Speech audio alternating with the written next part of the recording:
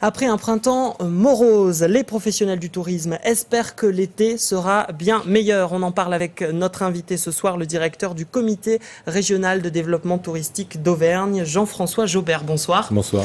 Alors 53% des professionnels du tourisme en Auvergne ne sont pas satisfaits du printemps 2012. Comment vous expliquez cela ? Alors, il s'agit d'abord d'un ressenti, ce ne sont pas les chiffres définitifs. Néanmoins, donc, on a interrogé plus de 600 professionnels régionaux.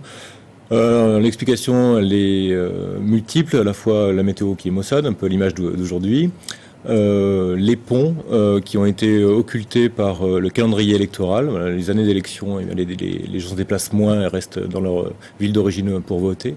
Et puis la crise économique, évidemment, et la baisse du pouvoir d'achat qui joue en défaveur du tourisme. Alors pour autant, c'est pas spécifique à l'Auvergne. Je crois que toutes les régions françaises ont un tourisme un peu en berne durant ce printemps. Alors absolument toutes les régions touristiques françaises, à l'exception de l'Île-de-France, qui a vu une arrivée massive de touristes chinois et japonais, donc qui a tiré son épingle du jeu. Néanmoins, le bilan peut être contrasté et on observe que le haut de gamme tire quand même son épingle du jeu.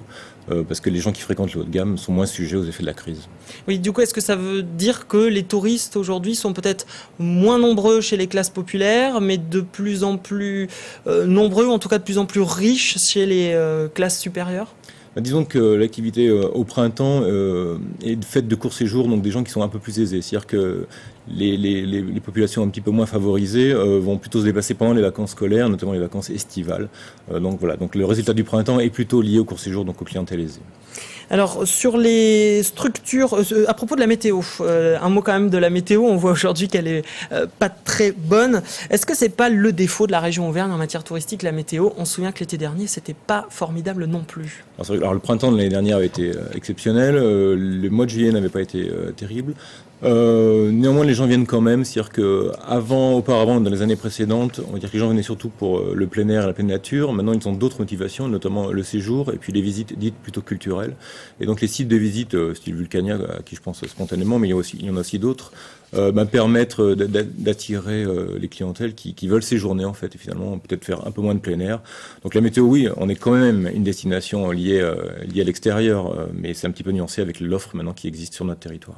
Alors parlons des perspectives estivales, puisqu'on l'a vu tout à l'heure, c'est aujourd'hui le début des vacances scolaires, avec la saison touristique qui va véritablement prendre de l'ampleur pour la région.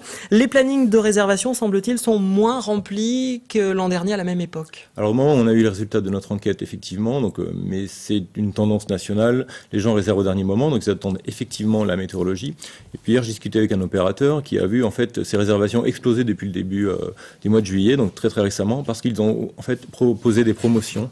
Donc les clientèles touristiques sont des consommateurs avisés et maintenant attendent le dernier moment pour pouvoir profiter à la fois des promotions et puis voir là où il fait le meilleur temps possible. Alors c'est un cas isolé, c'est ce professionnel qui fait des offres de dernière minute, ou c'est quelque chose qui se généralise, ou en tout cas quelque chose que vous incitez à faire ? C'est ce qu'on appelle en marketing le yield management, ou en économie exactement.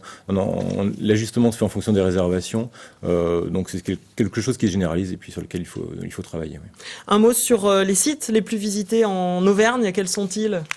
Les sites payants ou non payants Alors payants, on va dire, il y a le PAL dans l'Allier, le parc d'attractions, avec plus de 500 000 visiteurs annuels, qui est une belle performance. Ensuite Vulcania, avec plus de 300 000, 345 000, je crois, l'année dernière.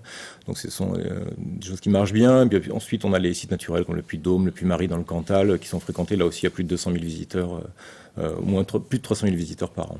Très bien. Jean-François Jaubert, merci d'avoir été l'invité de ce journal.